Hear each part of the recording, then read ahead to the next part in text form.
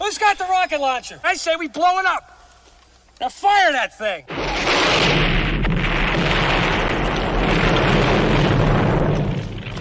It's for the city of sports, playing with a giant Nick. With my man S. God.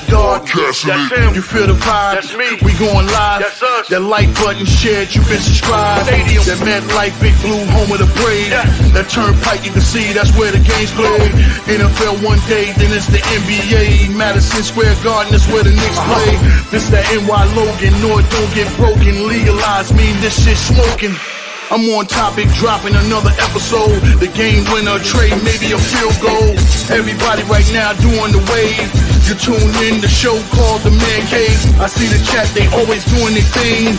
Big views, 85-inch screen. The game's on, you rushing, please. Stay calm, you on the road to chill. Do the watch along, the show's on. The host, you know it's S-God. It's no telling the panel filled with guest stars. You're now rocking with the voice, you know who it is. It's your boy J Boogie. You're now rocking with my man S-God. I support him to the fullest, you heard? My man Mike Blaze. This is Alter Production. What that mean, we about to alter everything that's playing. Tune in. My man S.G.O.D. Support the show. Subscribe, share it. Most importantly, hit that like button. What's good, Giants Nation? Salute Big Blue Nation, and welcome to another episode of the Man-Cave podcast. And in this episode, it's going to be a short episode because, like I said, it's just, you see the title, it's just the keys to the victory for the Giants against the Seahawks.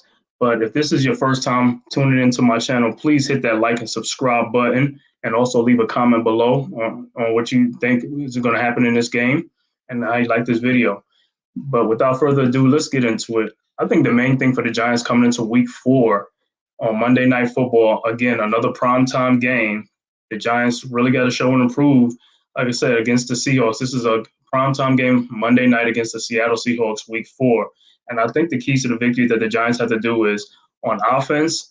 First and foremost, we're going to welcome back, we should be welcoming back Andrew Thomas and Ben Bredesen on the offensive line.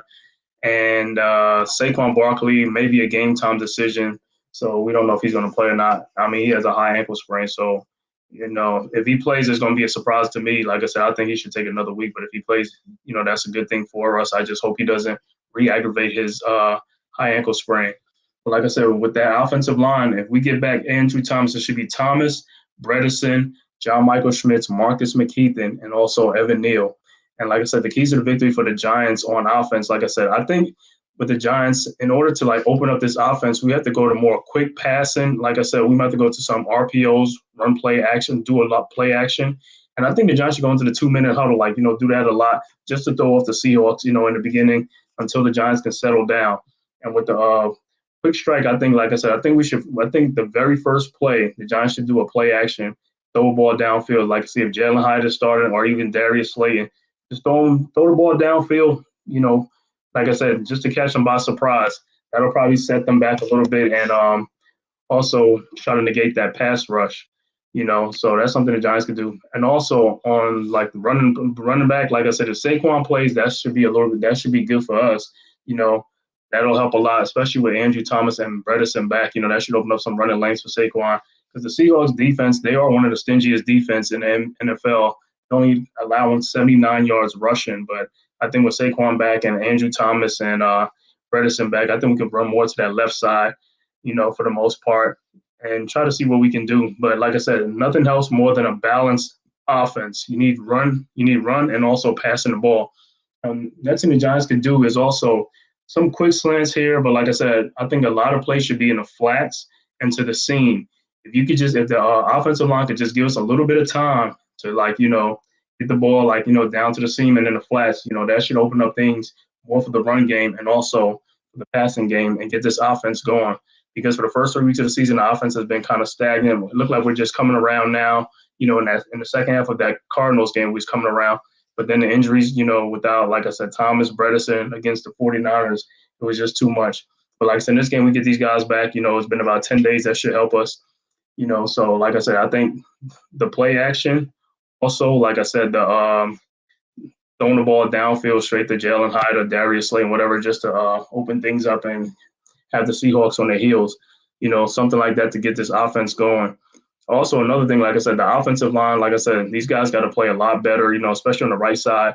Evan Neal, I'm saying Marcus McKeithen is kind of new, but, he's also getting his feet wet, like I said. So I would like to see, this offensive line, if we get these guys back, like I said, this should be our offensive line for a while. So we should be able to do something, and I feel more confident in this line, because we benched Glowinski, who was bringing the line down on the right side with Evan Neal. But if McKeithen can, can for the most part be stable, and Evan Neal can pick up his play, I feel real good about this offense. So that's on the offensive side. And like I said, and also our receivers have to help out the quarterback to make these catches. Also on their routes, they got to get more physical with these corners, to actually give your quarterback a chance to get you the ball, and that'll also help too. So that's another thing that the Giants could look out for. Seattle does have some physical corners and things like that, but I think the Giants should be able to, get their paws on them and do some things. But going to the defensive side, what I think on the defensive side, the Giants, they just got to clean up on some things. Like I said, the most important thing on defense is in the trenches, the front four. We have to get the pressure there. We have to apply the pressure. We got to get to the quarterback. Got to get some pressures with the front four. Because if we keep bringing the blitz, they're gonna rip us. We're gonna get shredded again if they keep bringing the blitz and it's not getting home. So if you can get there with 4 guys or even 5 or 6 guys, that's fine. But we need to drop some guys back. The front four need to get in there. And like I said, start, but their level of play have to pick up. The one thing that I've seen on the Giants in the past 3 games is that their effort level was not there. We got to get our effort level up. These guys got to start playing, bringing their A game and leaving everything out there on the field. We can pick up that level of play, bring some pressure up front, actually be able to get Geno out of the sweet spot, and then, we can be more successful trying to get a victory. Also, another thing that's killing the Giants is tackling. We got to tackle. Guys got to make their tackle. You can't miss tackles. We have missed 31 tackles in 3 games. That's unacceptable. Guys are there to make plays. The plays has to be made. Make the play. Make the tackle. And we can clean up the tackling. You can stop them a lot of short yards, running plays, and things like that. Our run defense, another thing. Run defense got to pick up. If we can stop this Seattle on the run defense, we can try to make them one-dimensional. They have to pass the ball, but they do got some good receivers in Lockett and Metcalf, and also Jackson Smith and Jigba. But like I said, on the defense, what the defense has to do is clean up their tackling and also the pressure up front. And also, if we get a chance to get a turnover and be dropping interceptions, we've got to make these plays. These are all keys to the victory for the Giants if they want to even their record on Monday night and also quiet the critics, because the Giants on primetime have not been good. A victory here will go a long ways to getting the Giants back on track. 2-2 is way better than a 1-3 record. So like I said, on offense, to clean it up. On offense, the keys to victory, throw some pass downfield, some long bombs downfield to open up the Seattle defense. Also, run, like I said, RPOs, run option plays like that, things like that, and also, the seam, the flats and the seam. Got to get the passes to the flats and the seams to get some receivers open in the flats and the seams and out in space and to make some plays. On the defensive side, just got to shore up the tackling and also bring some pressure up front. And if we get some interception and try to get some turnovers, that's the main thing. Those are keys to victories. If we could do all those things, it should be a good game for the Giants. And it should be a good game for Giants Nation on Monday Night Football. Thank you for watching this episode of the Man Cave Podcast. Salute Big Blue Nation. Salute Giants Nation. And also, one more thing, please hit that like and subscribe button and also hit that share button.